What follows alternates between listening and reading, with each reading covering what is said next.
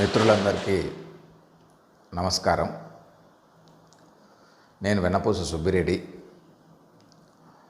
ప్రధాన కార్యదర్శి AP power employees union. ఈ నెల 9వ తారీఖున కేంద్ర ప్రభుత్వం విద్యుత్ చట్ట సవరణ ముసాయిదా బిల్లును తీసుకురావడం జరిగింది. ఈ చట్ట సవరణ ముసాయిదా బిల్లు 2025ను కేంద్ర ప్రభుత్వం అన్ని రాష్ట్రాలకు పంపించి ఈ ముసాయిదా బిల్లు మీద రాష్ట్రాల అభిప్రాయాలు కోరడం జరిగింది. కేంద్ర ప్రభుత్వం చెప్తా ఉన్నటువంటి ప్రధానమైనటువంటి కారణం ఈ బిల్లు తీసుకురావడానికి, దేశంలో ఉన్నటువంటి ప్రభుత్వ రంగ డిస్కంలు సుమారు 6,90,000 కోట్ల రూపాయల అప్పుల్లో మునిగిపోయి ఉన్నాయి. ఈ అప్పుల నుంచి ఈ డిస్కాంలు గట్టెక్కేటువంటి పరిస్థితి కనిపించడం లేదు. అందువల్ల విద్యుత్ పంపిణీ రంగంలోకి ప్రైవేటు డిస్కంలను ఆహ్వానించాలనేటువంటిది ఈ చట్ట సవరణ 2025 బిల్లు యొక్క ప్రధానమైనటువంటి ఉద్దేశం. ఈ చట్ట సవరణ బిల్లు ఆమోదం పొందితే ఒక డిస్కాం స్థానంలో అనేక డిస్కాంలు ఏర్పాటయ్యేటువంటి ప్రమాదం ఉంది. ఉదాహరణకు టెలికాం రంగంలో బిఎస్ఎన్ఎల్ ఉన్నట్లే జియో కంపెనీ, ఎయిర్టెల్ లేదా వోడాఫోను ఇట్లాంటి అనేక కంపెనీలు టెలికాం రంగంలో రావడం జరిగింది. అదే పద్ధతుల్లోనే ప్రభుత్వ డిస్కంలు ఉంటూనే ఆ ప్రాంతంలో ఆ పరిధిలో ప్రైవేటు డిస్కంలను కూడా తీసుకురావాలనేటువంటిది కేంద్ర ప్రభుత్వం ప్రతిపాదించినటువంటి ఈ చట్ట సవరణ ముసాయిదా బిల్లు యొక్క ప్రధానమైనటువంటి ఉద్దేశం. ఇవాళ ఈ చట్ట సవరణ ముసాయిదా బిల్లు ఆమోదం పొందితే దేశంలో ఉన్నటువంటి ప్రభుత్వ డిస్కంలు చాలా తీవ్రంగా నష్టపోతాయి. ప్రైవేటీకరణ వైపు ఈ డిస్కాంలు నెట్టబడతాయి. అందులో పనిచేస్తున్నటువంటి సిబ్బంది యొక్క భవిష్యత్తు ఆగమ్యగోచరంగా మారుతుంది. ఒక 20 సంవత్సరాల క్రితం ఒరిస్సాలో డిస్కంల ప్రైవేటీకరణ జరిగింది. ఆ రాష్ట్రంలో వచ్చినటువంటి వరదల కారణంగా అక్కడున్నటువంటి విద్యుత్ నెట్వర్క్, కరెంటు ఫోన్లు కానీ సబ్స్టేషన్లు కానీ అన్నిటికీ భారీ ఎత్తున నష్టం జరిగితే ప్రైవేటు డిస్కాంలు ఏవి కూడా బాధ్యత తీసుకోకుండా పారిపోవడం జరిగింది. తిరిగి ప్రభుత్వమే విద్యుత్ నెట్వర్క్ను బాగు చేసి ప్రజలకు విద్యుత్తును అందించాల్సినటువంటి పరిస్థితి వచ్చింది. ఇది ఒక ఉదాహరణగా మనం చెప్పుకోవచ్చు. అలా ప్రైవేటు డిస్కాంలు రావడం అనేటువంటిది తమ లాభాల కోసమే వస్తాయి తప్ప ప్రజలకు మెరుగైనటువంటి వైద్య సేవలు అందించడానికి వస్తాయనేటువంటిది అది హాస్యాస్పదమైనటువంటి విషయం. రెండవది, ఈ దేశంలో ఉన్నటువంటి ప్రభుత్వ విద్యుత్ సంస్థలు ఈ 75 సంవత్సరాల కాలంలో లక్షల కోట్ల రూపాయల మౌలిక సదుపాయాలు, ఆస్తులను సమపార్జించుకున్నాయి. ఇవాళ ఒక డిస్కం పరిధిలో అనేక ప్రైవేటు డిస్కంలు వచ్చినప్పుడు ఆ ప్రైవేటు డిస్కంలకు అవసరమైనటువంటి మౌలిక సదుపాయాలను ప్రభుత్వ డిస్కంలే ఏర్పాటు చేయాల్సినటువంటిది ఉంటుంది. మౌలిక సదుపాయాలంటే విద్యుత్ లైన్లు, సబ్స్టేషన్లు, ట్రాన్స్ఫార్మర్లు, ఇలాంటి మౌలిక సదుపాయాలన్నీ కూడా ప్రభుత్వ డిస్కమే ప్రైవేటు డిస్కంలకు సమకూర్చి పెట్టాల్సినటువంటి పరిస్థితి ఏర్పడుతుంది. ఈ ప్రైవేటు డిస్కంలు ప్రభుత్వ డిస్కంల యొక్క నెట్వర్క్ను, మౌలిక సదుపాయాలను ఉపయోగించుకొని తమ లాభాల పంటను పండించుకోవడానికి అవకాశం ఉంది.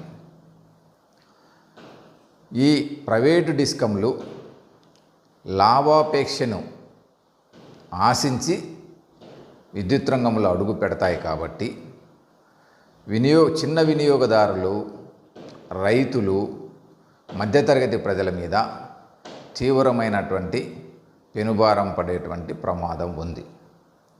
ఇవాళ టెలికాం రంగంలోకి ప్రైవేటు కంపెనీలు వచ్చిన తర్వాత, జియో కానీ లేకపోతే ఎయిర్టెల్ కానీ ఇలాంటి కంపెనీలు వచ్చిన తర్వాత బిఎస్ఎన్ఎల్ అనేటువంటి సంస్థ నుంచి పెద్ద ఎత్తున వినియోగదారులు ప్రైవేటు టెలికాం కంపెనీలకు ఇప్పుడు మొగ్గు చూపినప్పుడు టెలికాం రంగంలో బిఎస్ఎన్ఎల్ నుండి పెద్ద ఎత్తున విఆర్ఎస్ ఇచ్చి ఉద్యోగులను ఇంటికి పంపించేటువంటి పరిస్థితి మనం చూసాం. అలాంటి పరిస్థితే ఇవాళ ప్రభుత్వంలో ఉన్నటువంటి విద్యుత్ సంస్థలకు, అందులో పనిచేస్తున్నటువంటి సిబ్బందికి వచ్చేటువంటి అవకాశం ఉంది. అందులో దీన్ని మనం తీవ్రంగా వ్యతిరేకించాల్సినటువంటి అవసరం ఉంది. దాంతోపాటుగా ఈ బిల్లులు క్రాస్ సబ్సిడీలను క్రమేణా ఎత్తేయాలనేటువంటి ప్రతిపాదన చేస్తున్నది. క్రాస్ సబ్సిడీలు అంటే ఇవాళ విద్యుత్ ఉత్పత్తికి, సరఫరాకు, వ్యయానికి ఎంత ఖర్చు అవుతుందో అంతా వసూలు చేయాలనేటువంటిది ఈ బిల్లులో పేర్కొనడం జరిగింది. ఉదాహరణకు ఇవాళ గృహ వినియోగదారులకు ప్రభుత్వ డిస్కాములు ₹90 నుంచి ₹2.40, ₹4.60 ఈ పద్ధతుల్లో సబ్సిడీ ద్వారా విద్యుత్తును అందజేయడం జరుగుతూ ఉంది. ఇక్కడ వచ్చేటువంటి నష్టాన్ని పూడ్చుకోవడానికి షాపింగ్ మాల్స్ లేదా పెద్ద పెద్ద స్టార్ హోటల్స్ లేదా కళ్యాణ మండపాలు లేదా పెద్ద పెద్ద రంగులు జిగేలమనేటువంటి విద్యుత్ కాంతులతో ఉండేటువంటి హోర్డింగ్లు, ఇలాంటి వాటి దగ్గర సుమారు యూనిట్కు ₹12 విద్యుత్ ఛార్జీలు వసూలు చేస్తూ ఇక్కడ గృహ వినియోగదారులకు తక్కువ ధరకిస్తున్నటువంటి వస్తున్నటువంటి నష్టాన్ని ఈ అధిక ఛార్జీలు వసూలు చేసేటువంటి వాళ్ళ వైపు నుంచి ఈ నష్టాన్ని పూరించుకోవడం జరుగుతూ ఉంది. ఈ చట్ట సవరణ బిల్లులో ప్రతిపాదించింది ఏంటంటే ప్రజలకు ఇస్తున్నటువంటి ఈ క్రాస్ సబ్సిడీలను పూర్తిగా ఎత్తేయాల్సినటువంటి అవసరం ఉంది. అది వెంటనే కాకపోయినా దశల వారీగా ఈ క్రాస్ సబ్సిడీలు ఎత్తేసి విద్యుత్ ఉత్పత్తికి, సరఫరాకు లేదా పంపిణీకి ఒక యూనిట్కు ఎంత ఖర్చు అవుతుంటే అంత ఖర్చును గృహ వినియోగదారుల నుంచి వసూలు చేయాలి అనేటువంటిది ఈ బిల్లులో ఉన్నటువంటి మరో అంశం.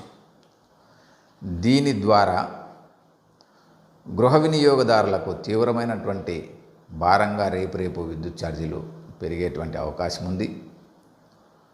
అలాగే సబ్సిడీ ద్వారా విద్యుత్ పొందుతున్నటువంటి కుటుంబాలకు ఈ సబ్సిడీ అనేటువంటిది ఎత్తిపోయేటువంటి ప్రమాదం ఉంది. అందువల్ల ఈ క్రాస్ సబ్సిడీలు అనేటువంటి ఎత్తేయడం అనేటువంటి దాన్ని ఈ బిల్లులో పొందుపరిచినారు కాబట్టి ఇది రేపు సామాన్య మధ్యతరగతి గృహ వినియోగదారులందరికీ పెద్ద ఎత్తున ఇది భారం కాబోతూ ఉంది. అలాగే ఈ విద్యుత్ రంగం అనేటువంటిది కేంద్ర రాష్ట్ర ప్రభుత్వాల ఉమ్మడి జాబితాలో, అంటే విద్యుత్ రంగం మీద చట్టాలు చేసే అధికారం ఆయా రాష్ట్రాలకు ఉంటుంది, కేంద్ర ప్రభుత్వానికి ఉంటుంది. ఇవాళ ఈ విద్యుత్ చట్ట సవరణ బిల్లు ద్వారా ఒకే దేశం, ఒకే ఎన్నిక, ఒకే పన్ను, ఒకే విద్యుత్ ఛార్జెస్ అనేటువంటి ఒక నినాదం తీసుకురావడం ద్వారా రాష్ట్రాల పరిధిలో ఉన్నటువంటి అధికారాలన్నింటినీ కుదించి విద్యుత్ రంగం మీద పూర్తిగా కేంద్ర ప్రభుత్వ అజమాయిషీలోకి తీసుకురావడానికి కేంద్ర ప్రభుత్వం ఇవాళ ఈ విద్యుత్ చట్ట సవరణ బిల్లు అనేటువంటిది కూడా ప్రతిపాదించింది అనేటువంటిది మనకు తెల్లమవుతూ ఉంది. ఈ డ్రాఫ్ట్ బిల్లు పార్లమెంటులో ఆమోదం పొందితే రాష్ట్రాలు, డిస్కాంలు ఉత్సవ విగ్రహాలుగా మిగిలిపోయి వీటి మీద పూర్తి నియంత్రణ కేంద్ర ప్రభుత్వం చేతిలోకి వస్తుంది. అందువల్ల ఈ విద్యుత్ చట్ట సవరణ బిల్లు 2025ను వినియోగదారులు, రైతులు, ఉద్యోగులు తీవ్రంగా వ్యతిరేకించాల్సినటువంటి అవసరం ఉంది. రాబోయేటువంటి రోజుల్లో ఉద్యోగులకు సంబంధించి అనేక సమస్యలు ఉత్పన్నం కాబోతూ ఉన్నాయి.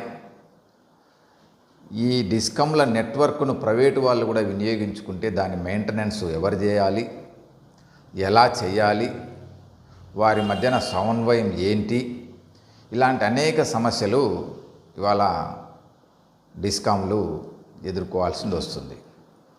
ఇవాళ ప్రభుత్వ రంగ డిస్కంలో ఉన్నటువంటి వినియోగదారులు ప్రైవేటు డిస్కంల వైపు వెళ్ళినప్పుడు అనివార్యంగా ప్రభుత్వ డిస్కంలు తీవ్రమైనటువంటి నష్టాలలోకి కూరుకుపోయేటువంటి ప్రమాదం ఉంది. ఉద్యోగులకు జీతాలు చెల్లించలేనటువంటి సమస్యలు ఉత్పన్నమవుతాయి. ఉద్యోగులకు ఇవ్వాల్సినటువంటి పెన్షన్ చెల్లించలేనటువంటి సమస్యలు ఉత్పన్నమవుతాయి. అందులో ప్రభుత్వ డిస్కంల యొక్క వినియోగదారుల సంఖ్య లేదా హై వోల్టేజ్ విద్యుత్ వినియోగదారులందరూ ఇవాళ రేపు ప్రైవేటు వైపున వెళ్తే విద్యుత్ రంగ ప్రభుత్వ డిస్కంలన్నీ కుప్పగూలేటువంటి ప్రమాదం ఉంది. కాబట్టి ఈ విద్యుత్ చట్ట సవరణ ముసాయిదా బిల్లును మనం తీవ్రంగా వ్యతిరేకించాల్సినటువంటి అవసరం ఉంది. ఇవాళ మీడియాలో కూడా ఈ చట్ట సవరణ బిల్లు మీద ఎలాంటి చర్చ జరగకపోవడంతో చాలామందికి ఈ రాబోతున్నటువంటి ప్రమాదం ఎంత తీవ్రంగా ఉంటుందనేటువంటిది కూడా తెలిసేటువంటి అవకాశం లేకుండా పోయింది. అందువల్ల విద్యుత్ రంగంలో పనిచేస్తున్నటువంటి ప్రతి ఉద్యోగి, కార్మికుడు ఈ విద్యుత్ చట్ట సవరణ బిల్లు 2025 గురించి తెలుసుకోవాలి. దీనివల్ల రాబోయేటువంటి నష్టాలు ఎలా ఉండబోతా ఉన్నాయి, విద్యుత్ రంగం యొక్క భవిష్యత్తు లేదా ఉద్యోగుల భద్రత, ఇలాంటి వాటన్నింటి మీద కూడా పెద్ద ఎత్తున ఉద్యోగుల్లో, కార్మికుల్లో చర్చ జరగాల్సినటువంటి అవసరం ఉంది. తద్వారా ఈ విద్యుత్ చట్ట సవరణ బిల్లును మనందరం తీవ్రంగా వ్యతిరేకించి దీన్ని తిప్పికొట్టాల్సినటువంటి అవసరం ఉంది. ఏ మేరకు ఉద్యమం అంటే రైతుల మీద తెచ్చినటువంటి నల్ల చట్టాలకు వ్యతిరేకంగా రైతులు ఎంత తీవ్రమైనటువంటి స్థాయిలో పోరాటం చేసి ఆ చట్టాలను వెనక్కి కొట్టారో అలాంటి తీవ్రమైనటువంటి పోరాటాల ద్వారా ఈ కేంద్ర ప్రభుత్వం ప్రతిపాదించినటువంటి విద్యుత్ చట్ట సవరణ బిల్లును మనం వెనక్కి కొట్టడానికి, దాన్ని పార్లమెంటు ముందుకు రాకుండా చూడడానికి మనందరం శాయశక్తుల ప్రయత్నం చేయాలని చెప్పేసి మీ అందరికీ తెలియజేస్తూ సెలవు తీసుకుంటా ఉన్నాం.